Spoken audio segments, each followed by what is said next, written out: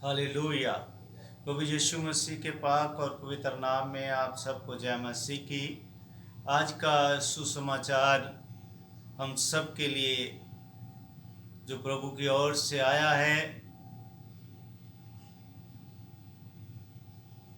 उसने हम सबको आज बुलाया है आशीषों के वारिस होने के लिए। प्रभु कहता है कि तुम आशीषों के वारिस होने के लिए बुलाए गए हो और तुम सारे जगत में आशीष को बांटो। आशीष ही दो, क्योंकि तुम आशीषों के वारिस होने के लिए बुलाए गए हो। तुम ब्लेस्ड किए गए हो, तुम आशीषित किए गए हो।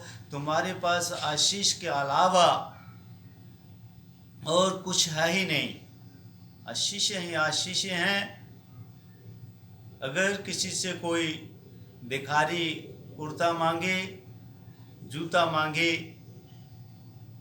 तो जिनके पास नए कुर्ते और महंगे कुर्ते, महंगे जूते हैं, अगर वो दयालु भी है तो वो केवल और केवल नया जूता और नया कुर्ता ही उसको देगा, क्योंकि पुराना उस पे है ही नहीं।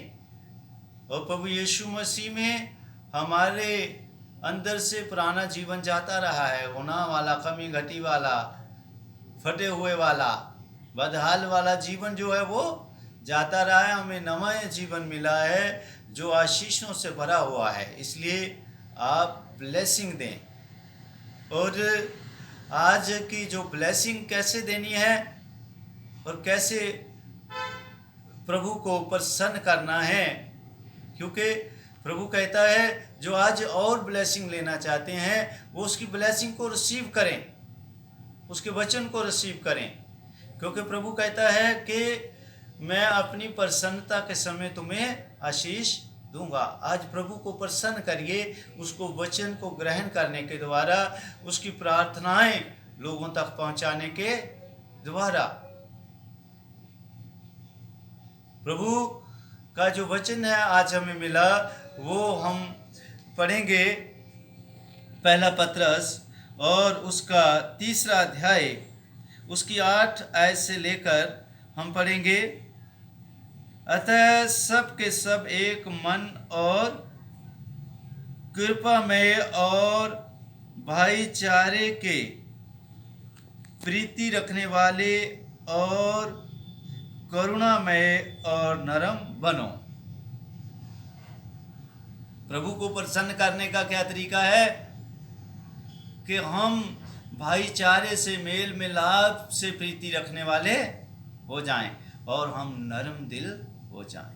प्रभु प्रसन्न होगा और अपनी प्रसन्नता के समय वो आपको ब्लेस करेगा। आज अपने मनों को नर्म करें और प्रभु के इस पवित्र वचन को ग्रहण करें, क्योंकि प्रभु आगे क्या कहते हैं 9 आयत में, बुराई के बदले बुराई मत करो और ना गाली के बदले गाली दो। मैं 2-4 गालियां एक गाली के बदले ना दूं तो मैं तो कमजोर हूं, मैं तो कुछ भी नहीं, हमें क्या समझा है, ऐसा लोग बोलते हैं। इसने हमसे ऐसा किया, हम उससे वैसा करेंगे और 5 बार करेंगे, नहीं तो हमें ये समझेगा क्या। पर प्रभु क्या कहता है, तुम ऐसा मत करना। क्यों? इसलिए नहीं कि तुम कमजोर हो के और मार पड़ेगी, ऐसा बिल्कुल नहीं है। विश्वासी कभी कमजोर नहीं होता, धर्मी कभी कमजोर नहीं होता, दयालु कभी कमजोर नहीं होता। दयालु वही होते हैं जो बलवंत होते हैं आत्मा में। विश्वासी वही होते हैं जो बलवंत होते हैं आत्मा में। पर ऐसा हमने किस लिए करना है? क्योंकि हमारे प्रभु की जो इच्छा है, पर इसके विपरीत आशीष ही दो। क्यों नहीं करना?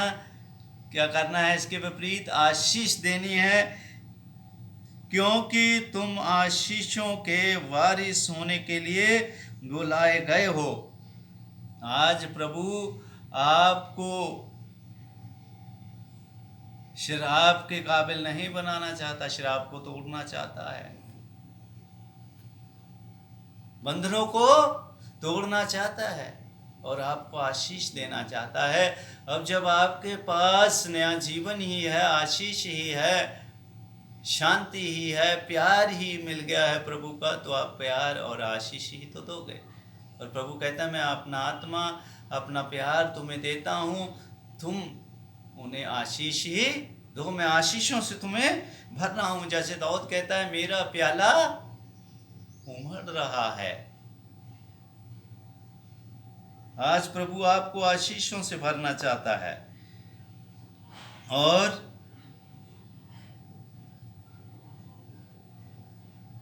इसलिए आप आशीष ही दो। और आगे लिखा है 10वें आयत में, क्योंकि जो कोई जीवन की इच्छा रखता है और अच्छे दिन देखना चाहता है और अपनी जीभ को बुराई से और अपने होठों को छल की बातें करने से रोके,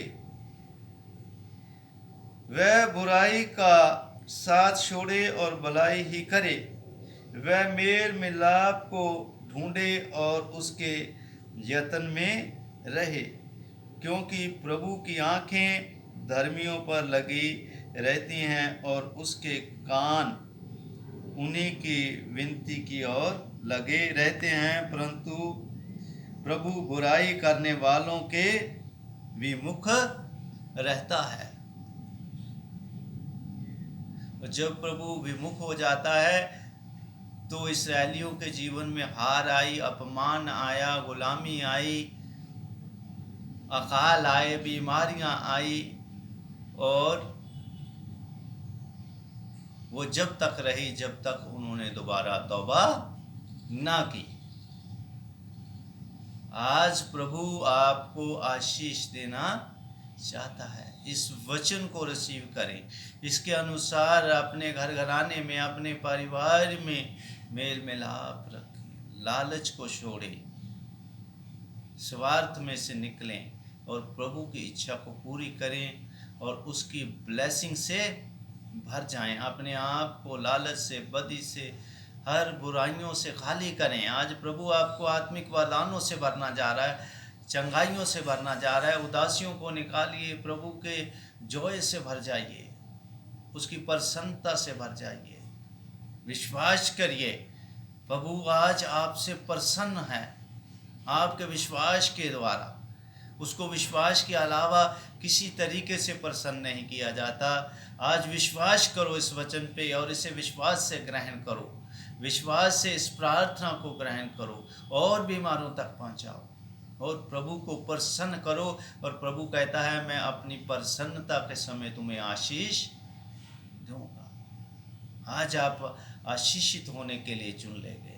इस वचन पे विश्वास करें और प्रभु का धन्यवाद करें। आइए हम विश्वास के साथ अपने हृदयों को खोलें और इस दुआ के द्वारा उसकी आशीषों को रिसीव करें। अपना ध्यान अपनी हर एक समस्या की ओर, अगर कोई दर्द है, पीड़ा है, उसकी जगह पे अपना हाथ रखें और इस प्रार्थना में चंगाई को पाएं।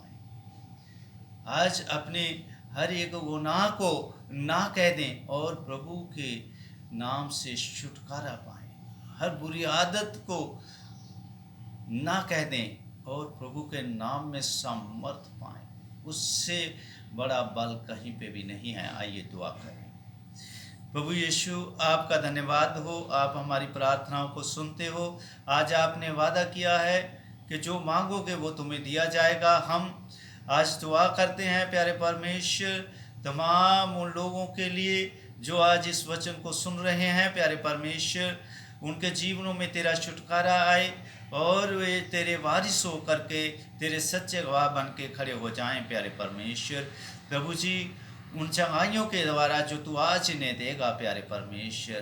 प्रभु जो बीमार हैं वो चंगे हो जाएं प्यारे परमेश्वर।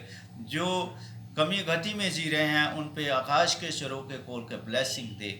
जो प्रभु पाप के बंधनों में फंसे हुए हैं अपने अनुग्रह से अपनी दया से उन्हें छुटकारा दे और तौबा की नौबत तक ला के प्रभु आशीषित कर। आशीषों के वारिस हैं ये तेरी ओर से चुने गए हैं। जिन्हें तू चुन लेता है उन्हें कोई तेरे हाथों से नहीं छीन सकता। प्रभु तेरे बच्चों की आशीष कोई छीनने ना पाए।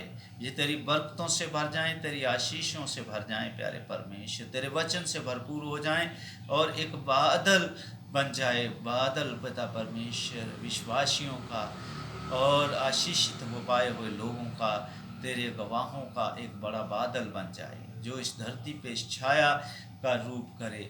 सताए हुओं को उन गवाहियों के द्वारा शांति मिले और मार्ग मिले कि तेरे पास आएँ और आशीष को पाएँ प्यारे प्रभु। तो हमें भी आशीष दे और इस मिनिस्ट्री को आगे बढ़ा प्यारे परमेश्वर। तमाम रोगों को, बीमारियों को तूने तोड़ दिया है, तमाम शैतान के बंधनों को तोड़ दिया है, चंगा किया है। जिन पे कोई भी कमी घटी है वो तूने पूरी कर दी है। इसी विश्वास के साथ ये सब कुछ तेरे प्यारे बेटे प्रभु यीशु के नाम से मांग लेते हैं, आमीन।